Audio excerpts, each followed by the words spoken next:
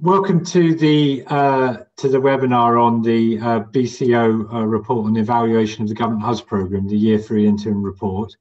A bit different from last year when we were in 10 South Colonnade for the Year 2 report. So we're going to start off with introductions. There's 4 of us on the panel today.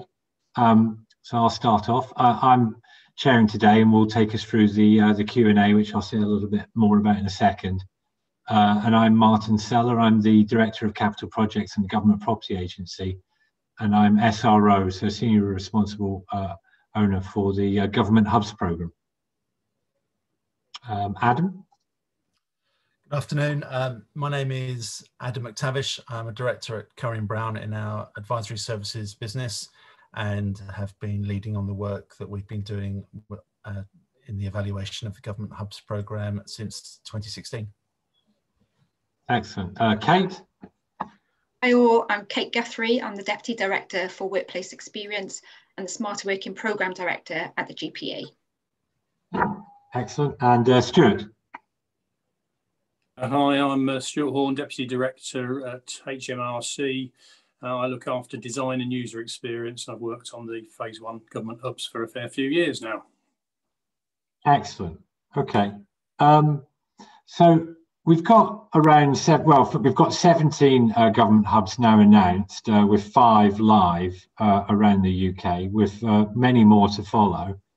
And I mean, I feel that this is the third, but these reports have been hugely helpful for the programme and the thinking. But this year is an interim report, and I'm sure Adam will go into this in more detail. But with COVID and the implications of COVID, it's been a different year in many ways, but including for the Government Hubs programme.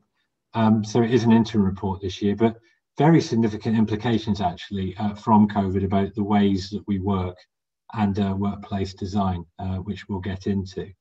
So we're really keen to get questions as we go through. So there's a Q&A box at the bottom of your screen if you scroll to bring it up, so a bit like the chat function. And please, as many questions as you can in the Q&A box, and then after Adam and Kate have taken us through a couple of presentations around the study and some of the implications, we'll open it up for questions, so we can, and then we'll be using the chat function on the Q&A if you want to come back on what you've heard. But we'll be using that as we go through the webinar. So really looking forward to our hour together, and I'm going to hand over to Adam. Thank you very much, Martin. And I will attempt to share my screen. This will work.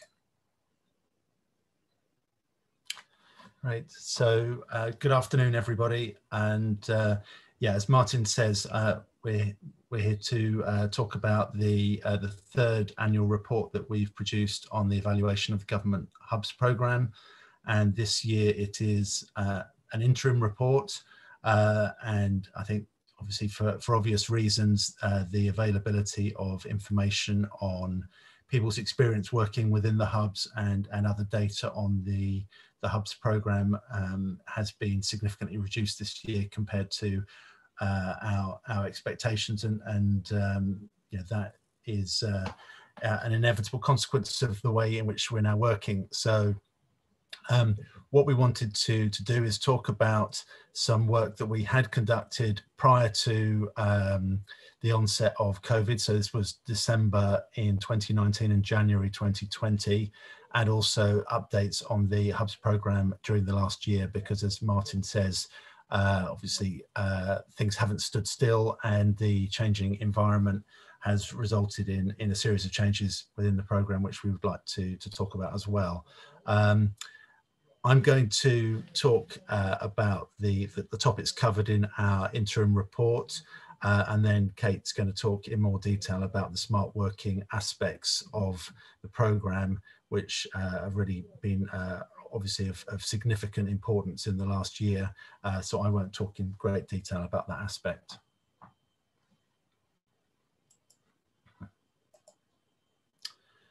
So before going into the 3rd report findings, I wanted to begin just with a little bit of a background as to what the Hub's program is and what a hub looks like. And for some of you, this may be very old news, but I think it's worth just repeating and ensuring that we all have a good understanding of what a hub is, because it's, you know, it's really important for the conversation that follows, because it is a different type of a public office, and there, you know, has specific characteristics. As Martin mentioned, there are now 5 operational hubs in each of the nations of the United Kingdom. So 2 in London, 1 in Canary Wharf, and another in Croydon, and then Bristol, Belfast and Edinburgh, and further hubs to follow, as you can see on that map. So it is a very geographically dispersed program, and, you know, that's one of the key objectives of it, as I'll come on to in a moment. So what does a hub look like, and how is it different from a traditional office? Well, this is taken from the Hub's Workplace Design Guide, or the Government Workplace Design Guide, and just really illustrates some of the key criteria and characteristics that you would expect to see in a hub.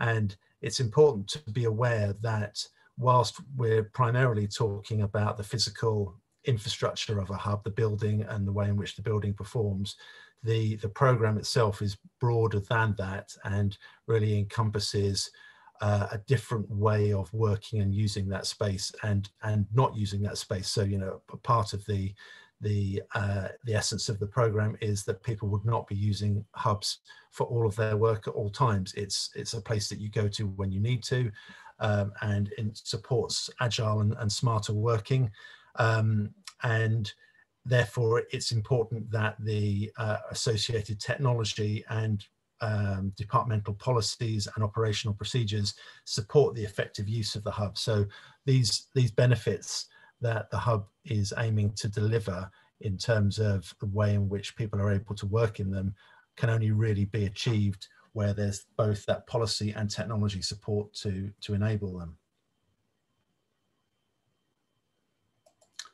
So in terms of spaces within a hub, and again, this is, you know, may be very familiar to lots of you, but in comparison to, say, a traditional office building, the hubs, which are large single buildings or campuses of buildings, comprise the following types of space. So there's obviously the public reception area, but then there's a business events centre for meetings and conferences, invited space, which is where most visitors would go and have meetings and use shared facilities between both the workers in the hub and their invited guests, and then a reasonably large area of shared workspace, which is shared between departments. And that's one of the key essences that the hubs should be looking to deliver, is enabling people to work across departments and across teams effectively. That said, there is also then the team home zones, which are much more specialized areas reflecting the requirements of individual teams and departments, and secure zones. So the hubs are really aimed to provide that basis and platform for which departments can work together and within their teams in an effective and agile way, and enable the smarter working objectives of the civil service. So how have things progressed over the last 18 months or so? And we're really, most of the information that we have from the hubs themselves, as I say, is from the 2019 period, and then further information during 2020. So firstly, significant financial savings being delivered through the programme, through reductions in rent and through other transactional costs associated with properties, and an annualised saving of £100 million. So very sizable cost savings delivered from the efficiencies and space efficiencies, and the move to a hub environment, and ability to achieve efficiencies in both the occupation of the space and in costs. of space. New hubs being announced, so 3 hubs announced during the year: Peterborough, Birmingham and Croydon. So as I say, there's a wide range of geographic spread to the hubs now, covering the whole of the UK. And an interesting evolution of the approach to bringing departments into the hubs, so that rather than an approach where the GPA were working with the incoming departments to help them make use of the space, but give them information to do that, it's now turning much more into a sort of a service approach of really helping them get the most out of the space and really working with them in a very collaborative way to create, you know, the vision of great places to work. So really providing a lot more hand-holding and support in terms of the customer experience and how that people actually come into the hubs and make use of them. There's also been some technical developments within the program. So the design guide has been a further iteration of the design guide, and additional technical annexes added to that. So particularly around yes, a range of them, but ones that I thought were particularly interesting were around the inclusive design, and also an annex on net zero, as to how the hubs will be working towards achieving net zero carbon objectives. And I'll come on to that again in a moment. One of the key things that has happened over the life of the program, and I think this was probably late 2019, Martin, you know better than I do the specifics of it, but is really changes to the strategic objectives. And I think these are an evolution of the objectives, in that they're still looking at so many of the same areas, but really adding in additional considerations that really, I suppose, show the potential and the wide-ranging impact that the hubs program can have and is having, that go beyond direct cost of real estate and cost of office occupation and productivity of staff, important though those things are.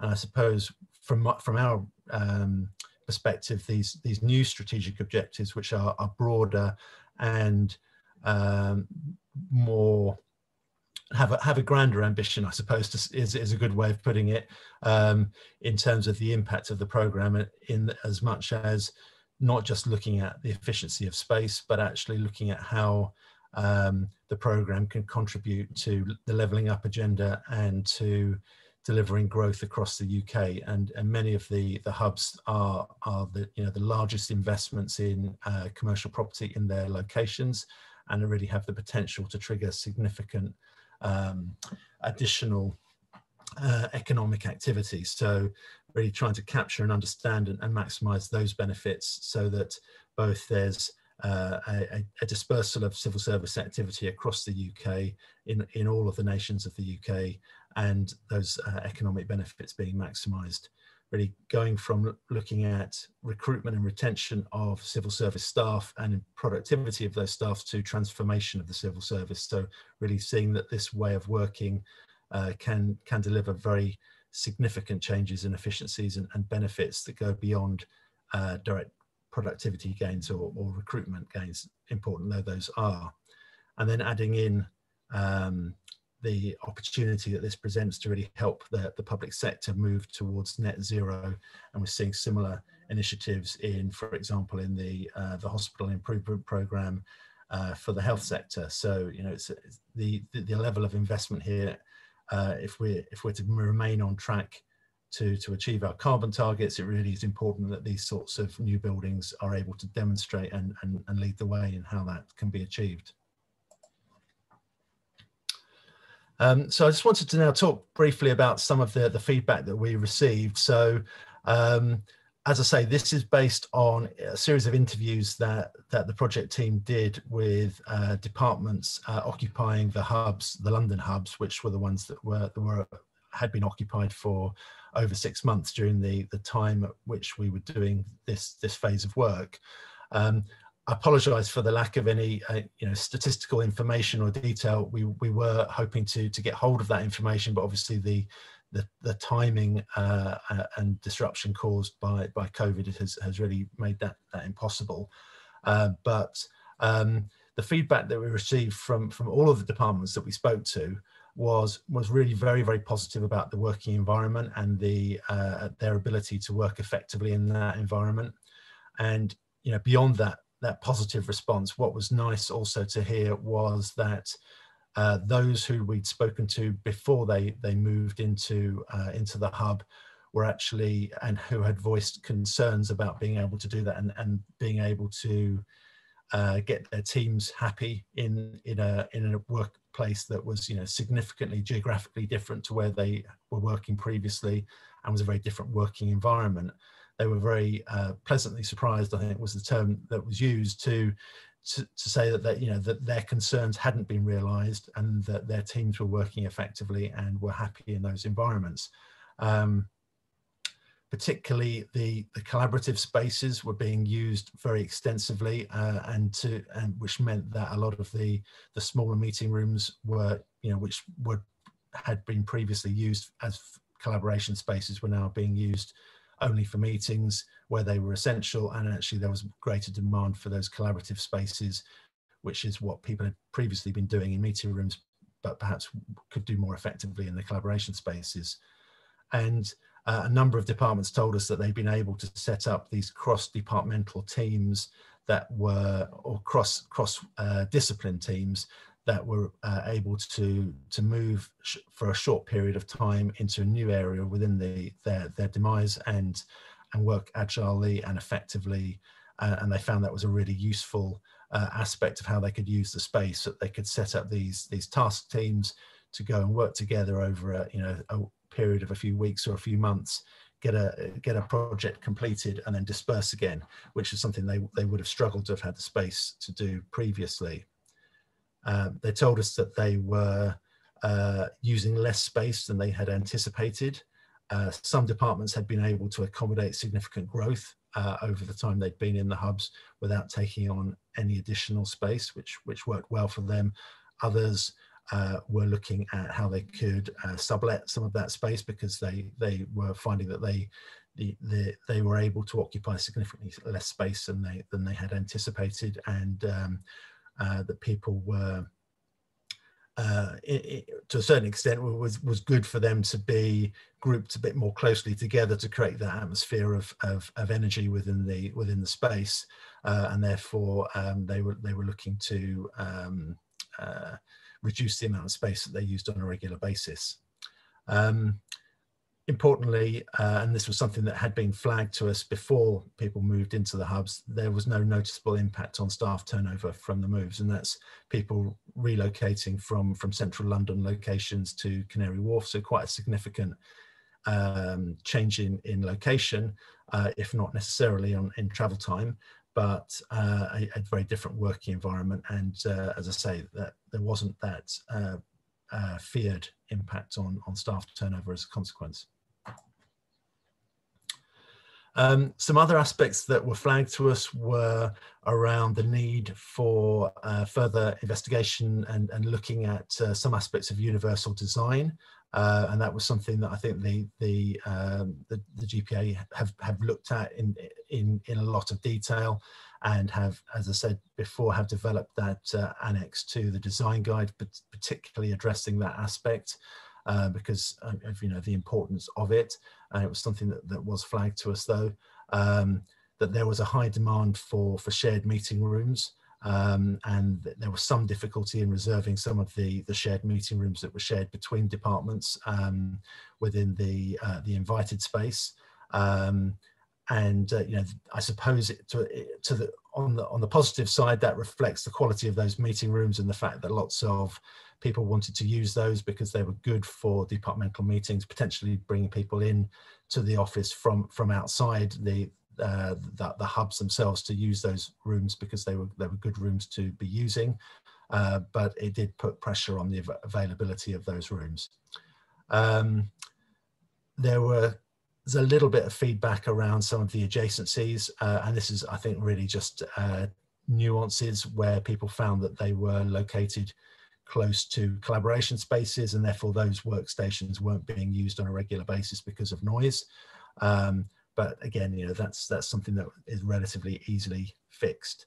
And there was a fair amount of discussion about whether a hub culture had been established within these early hubs, and I think there was a feeling that it was emerging, it was beginning to be developed, and there was, you know, increasing collaboration between departments, but that was being had to be actively managed. It wasn't happening by default, and it needed input from the hub the departmental representatives in the hub to actually engineer that to create opportunities for people to mix and attend shared events.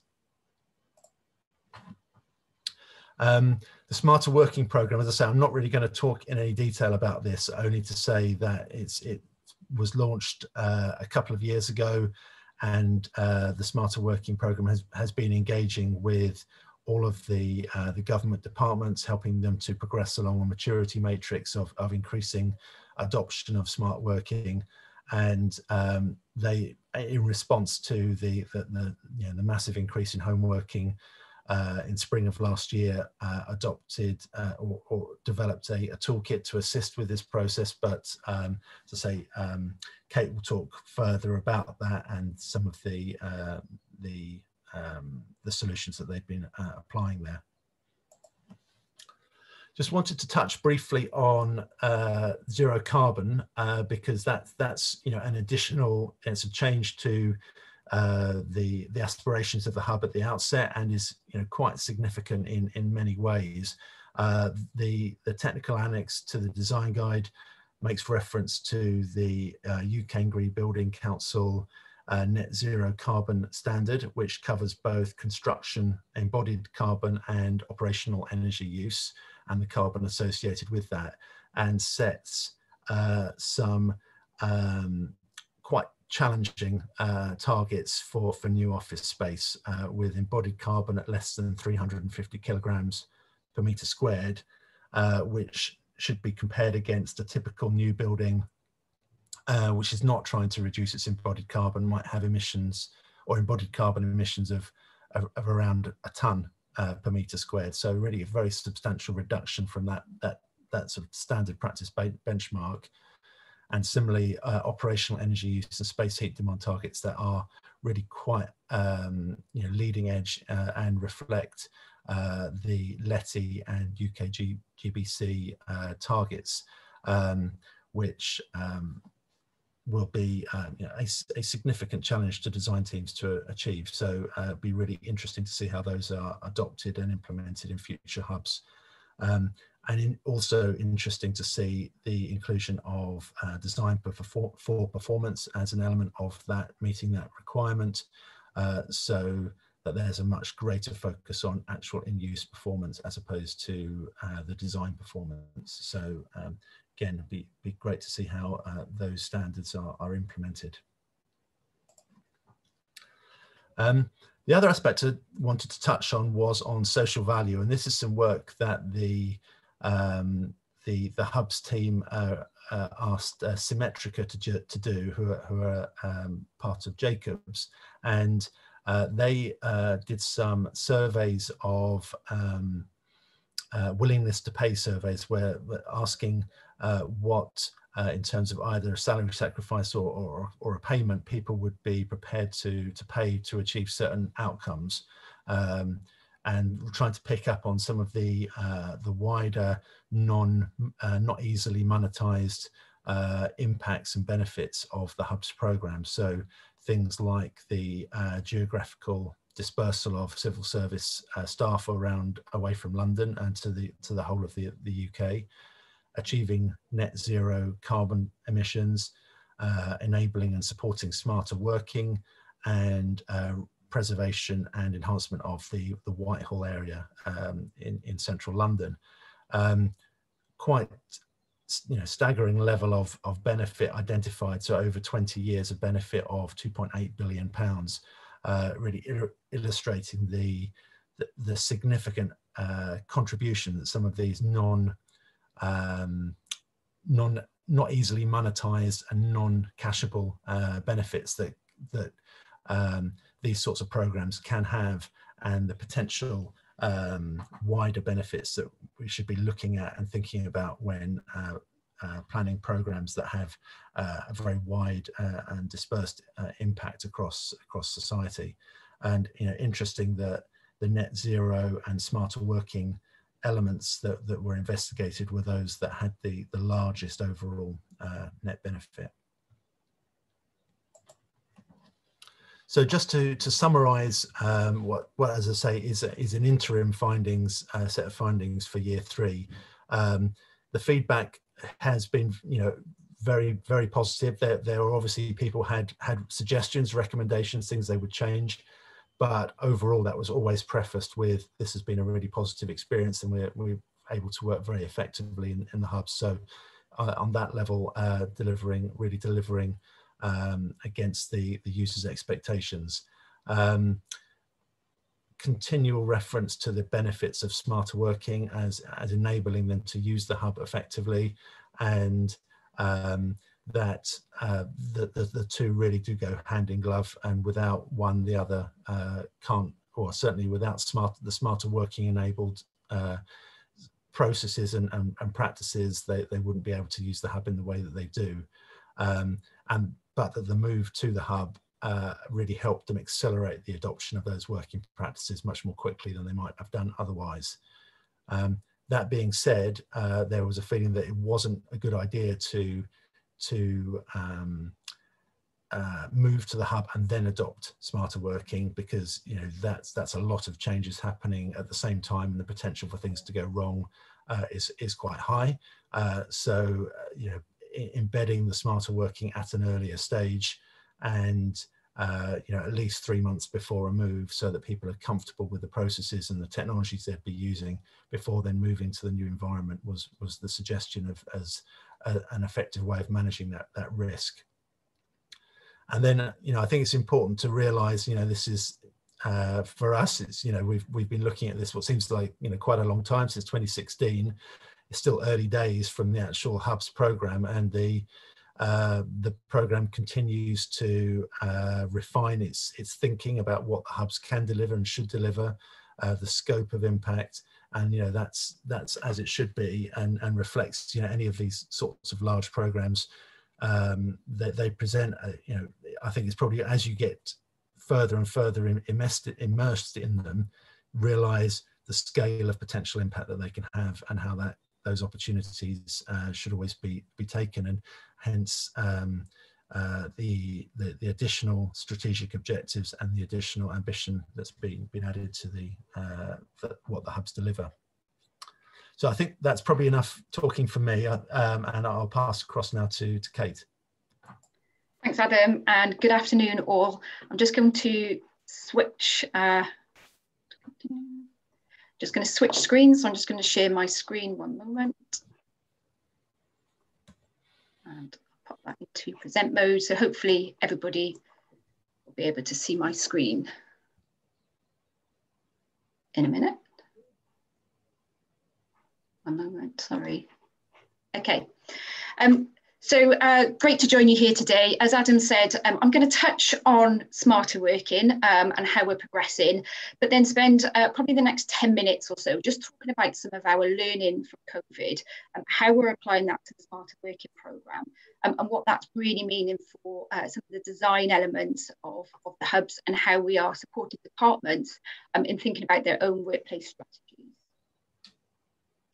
So very quick recap. Adam mentioned the Smarter Working Programme was established in 2018 as a response to the government estate strategy, which stated that all departments were required to implement smarter working by the end of 2022.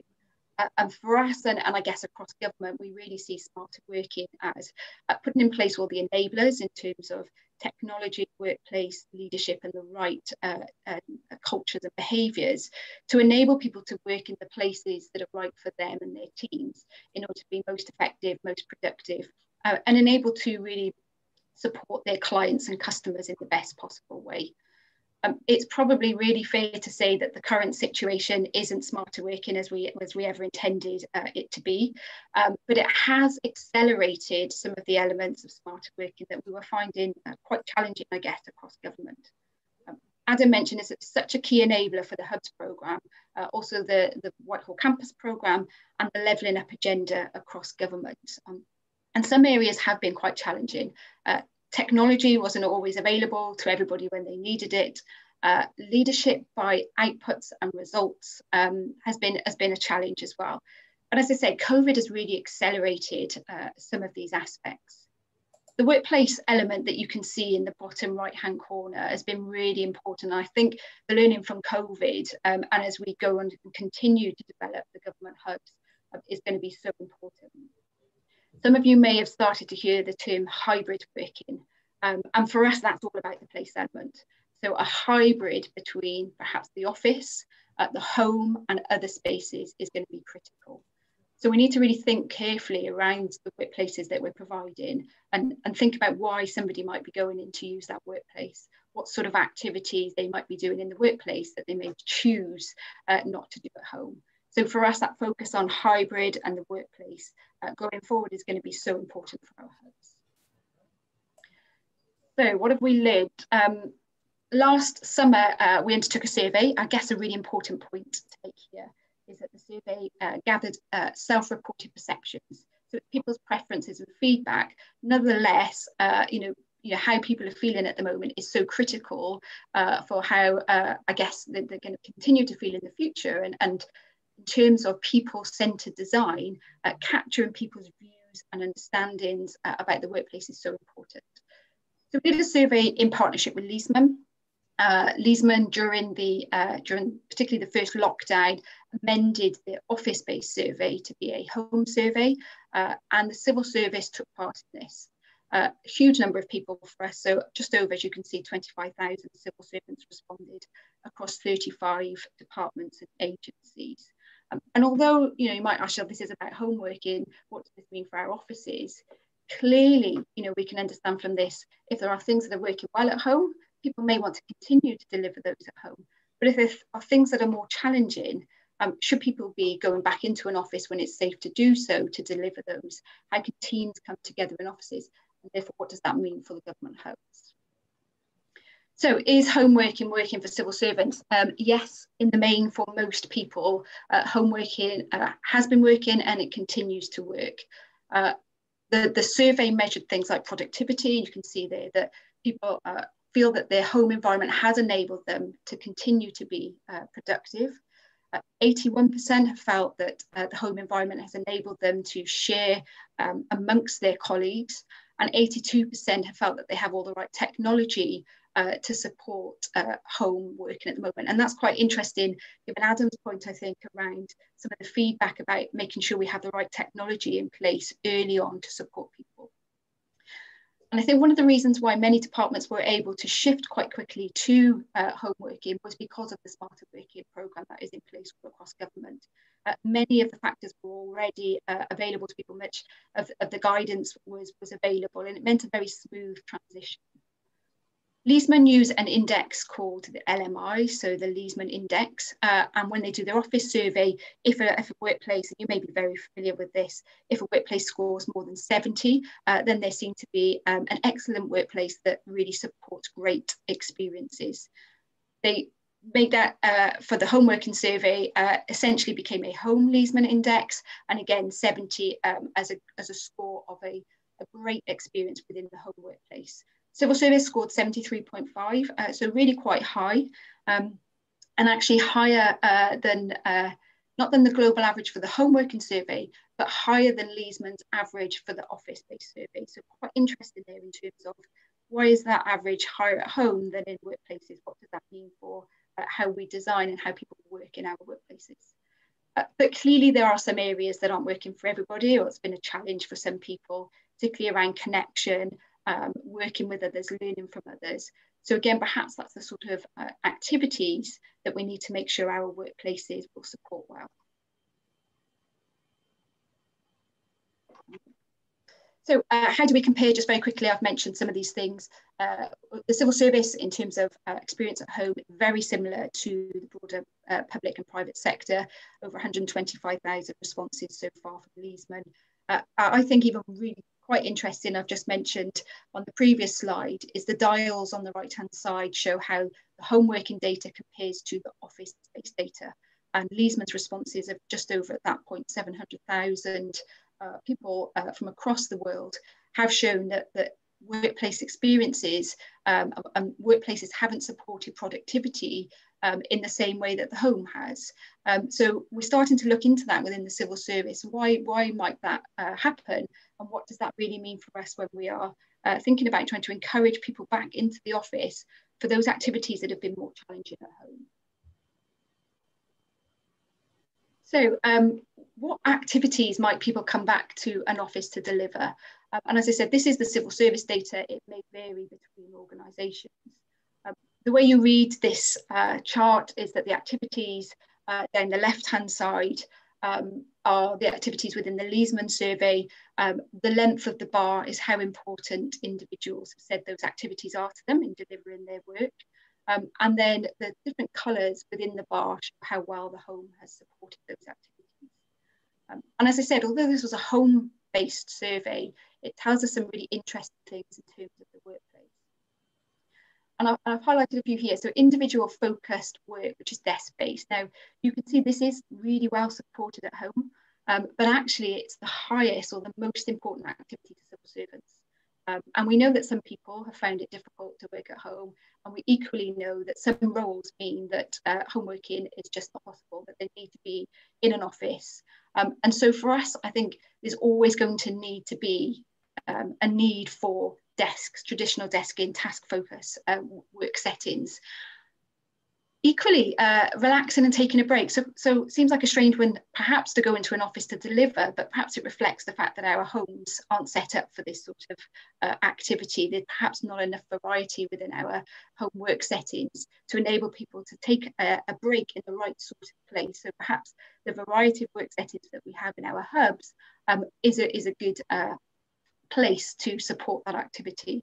And then there's things like learning from others, informal social interaction, prove to be quite difficult at home. And then our hub design, the different collaboration spaces, the quiet spaces, the project spaces are going to be really critical.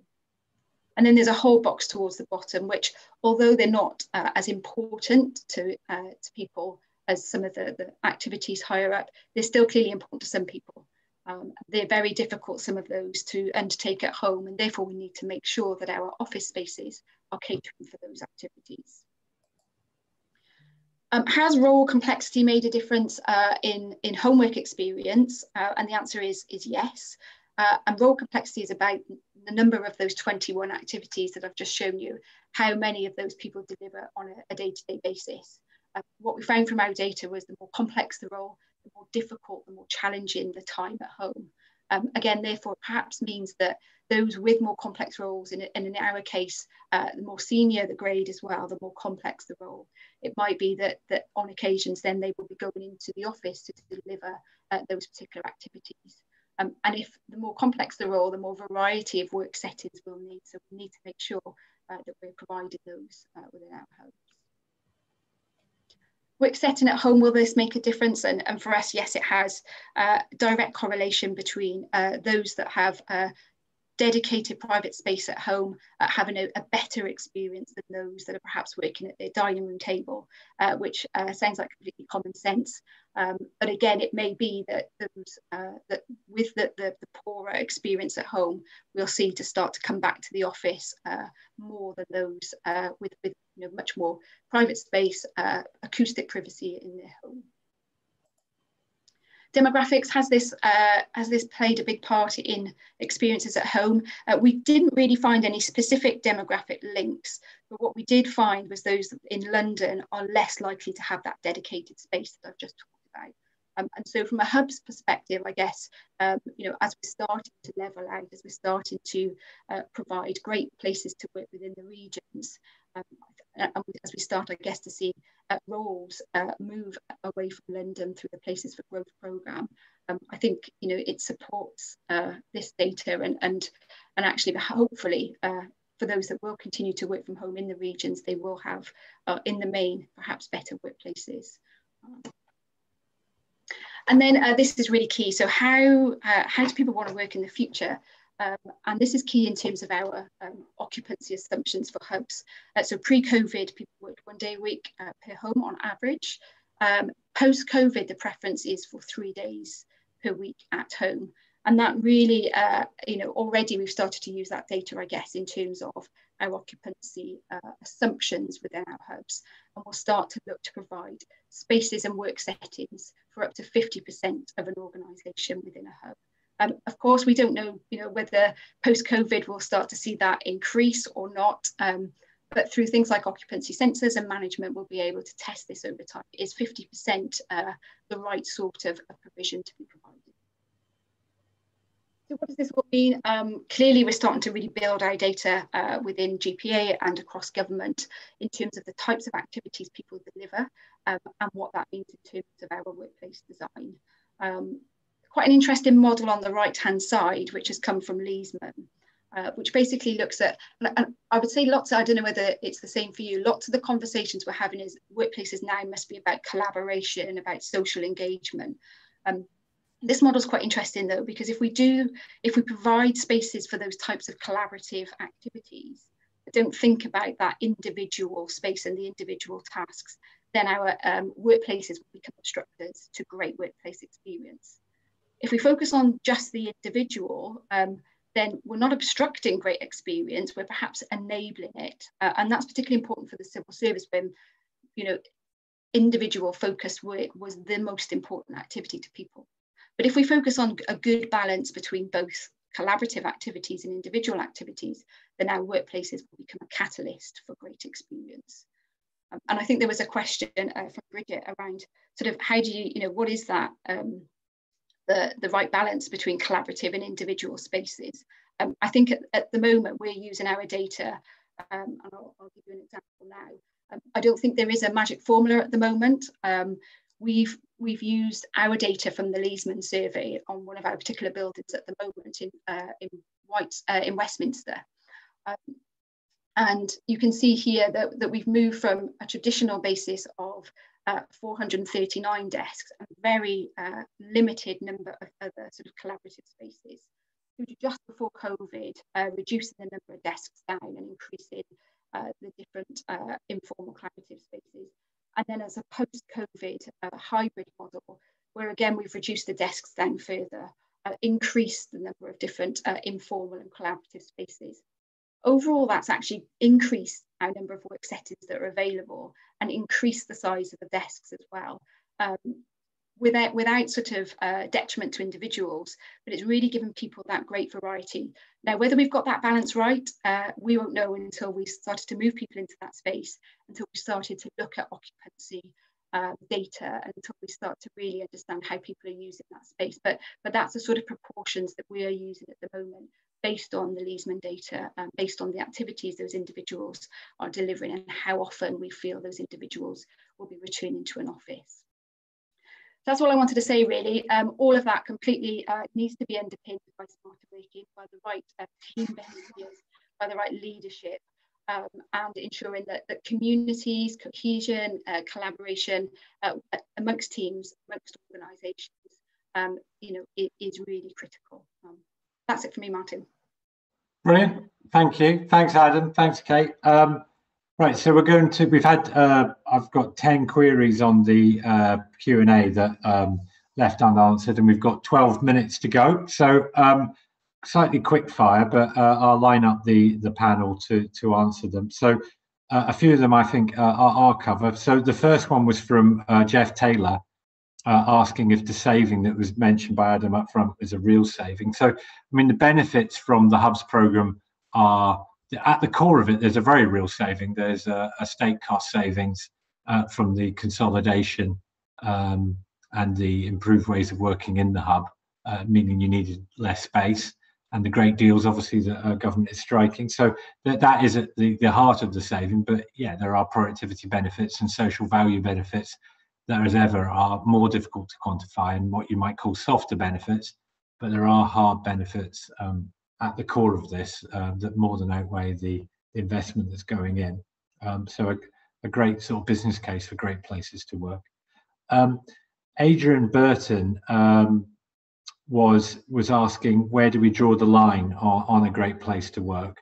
So I was going to ask Stuart to say a bit more about this, but I mean, from my point of view, we've published a design guide, and so we've set out, which isn't a gold standard, it's a great places to work standard. So I feel we've already had to make judgments of where the line would be drawn. But Stuart, I didn't know if there's any more you wanted to add about how do you control yourself and not go for the very best on everything and focus on the great place to work. You know, it's a really good question. So we developed, in conjunction with lots of people across government, the design guide.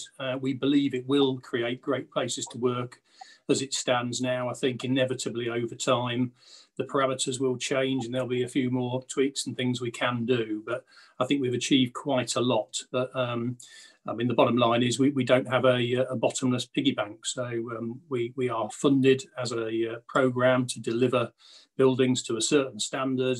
And if we want to put any more bells and whistles on, we would have to find savings to do that or hand the money back, which I'm sure we would be encouraged to do at the moment. But yeah, so there's possibly a few more things we could do in time, but I think they will emerge, which are the most important ones, and we will have to adapt going forward, I think. Very good. Okay, thank you. Yeah, and I would check out that design guide. It sort of sets things out clearly what our aspirations are.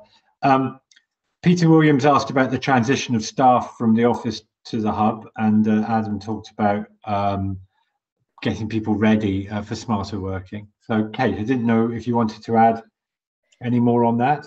Yeah, definitely. And I think one of the key things is exactly that the Smarter Working programme has been in place for a couple of years.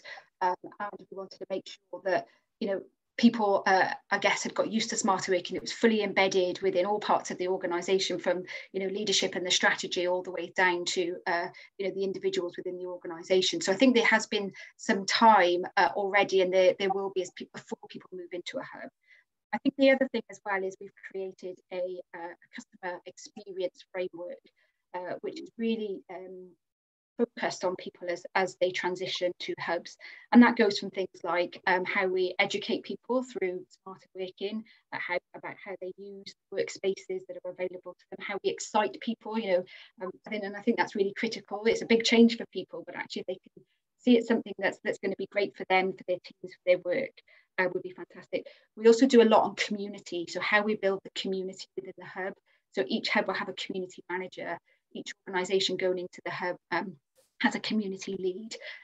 They get together on a monthly basis, and they're already planning for some of our new hubs, community events around wellbeing, training, working with the local community.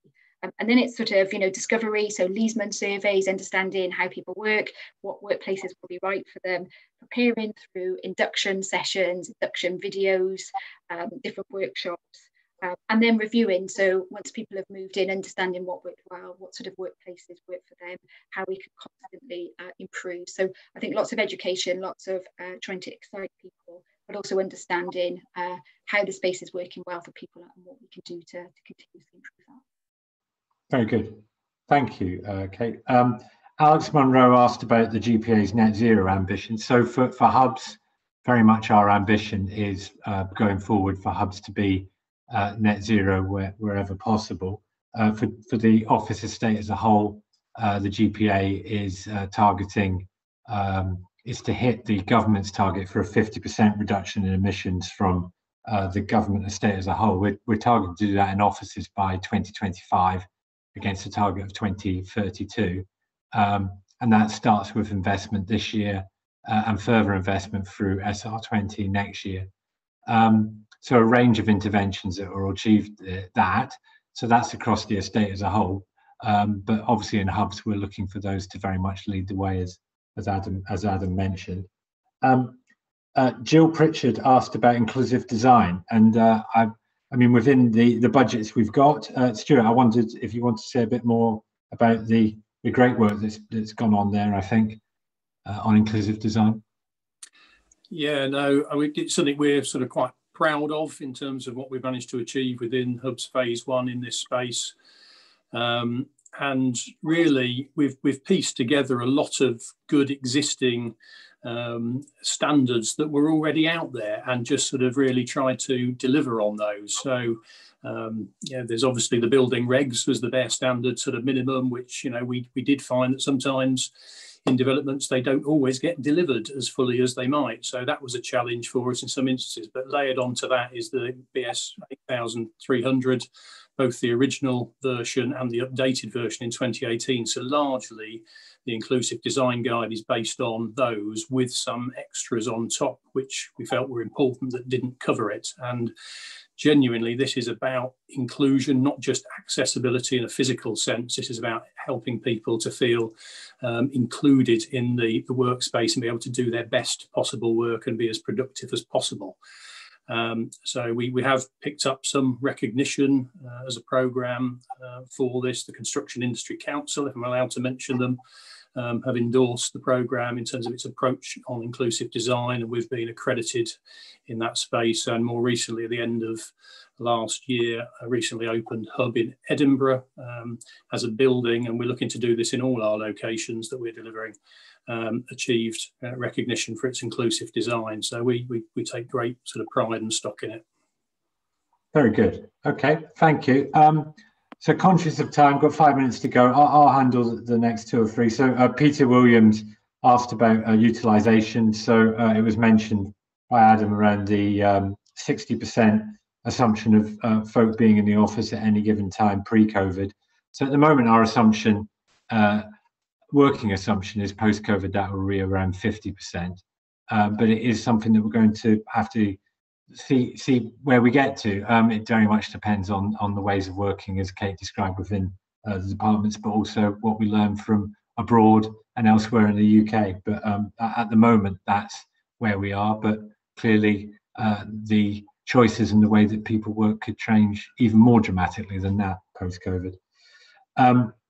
Andy Venables talked about an old, something that comes up a lot in my day-to-day is about departmental commitment. So I think we do need to look to be more flexible, but at the moment, yes, space is, departments will commit to a space for a period of time. And, we're looking to run some pilots on flexible space where organisations will pay, but be able to use the space more flexibly. But it isn't, a civil servant just can't turn up at a hub. Their department will need to have made a contribution. And I think, is it an all-inclusive basis? Yes, if no exceptions are requested to the design guide, then I guess it is a turnkey for the organisation involved. But if there are specific requests they make that are bespoke, then they'll make a contribution. But our aim is for it to be serviced accommodation where the department can turn up and pay. But we need to run some pilots to make that more flexible. But at the moment, they will pay for their space. Andrew Cunningham flagged up some opportunities potentially in Glasgow for hubs, and I will put Andy in touch with our portfolio planner and GPA on Glasgow. I'll go back and look at the Q&A in a second, but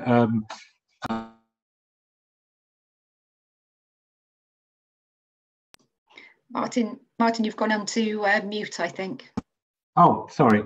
I just mentioned there that Andrew, I was going to put in touch with our portfolio planning team. And then finally, the last one in the Q&A was from Bridget, who workman who I haven't seen or spoken to for a little while. Hello to you. Was talking about the split of space between team zones and shared space and how we ensure that folk have breaks at home. I think we saw from the OAB example that, there's always choices to be made, and the design guide is flexible in that way. So, Kate, maybe last word to you around, and I know we were talking about this within the GPA, for example. I mean, working from home, how do we ensure that we keep that balance and folk do take breaks and they have they're not on Zoom calls or Google calls or Microsoft Teams calls back to back all day. Yeah, definitely. And this has been a real focus for us in GPA, but we've also worked really closely with colleagues in civil service HR. So lots of guidance, as you can imagine, has been provided. I think it has to come down to really good conversations between individuals, teams, and leadership. And, you know, we've produced some templates to help with those conversations because they can be sensitive and challenging sometimes. So things like my personal user manuals, which set out, you know, as an individual when I'm most productive, how I like to take my breaks, when I like to take my breaks, how I like to receive feedback as an individual. And it sounds like a really simple tool, but they've really helped teams and individuals to have those discussions. And I think it's sort of, trying to find some activities that people can switch off from, different types of team sort of sessions. So all sorts of things from cheerobics to sort of yoga and quizzes. So really simple things that we found within the civil service are really making a difference. But rich conversations, really important to have those discussions between individuals and line managers and teams, making sure that people are being open and honest about how they're feeling. Yeah, and a bit like smarter working as a whole, isn't it? Being really clear and making it work for you. Okay, so a bit of a different report and also a sort of discussion this year compared to last year. We hope you found that helpful. Huge thanks to Stuart, Adam and Kate for their input and their contributions. And we will close it there. Thank you.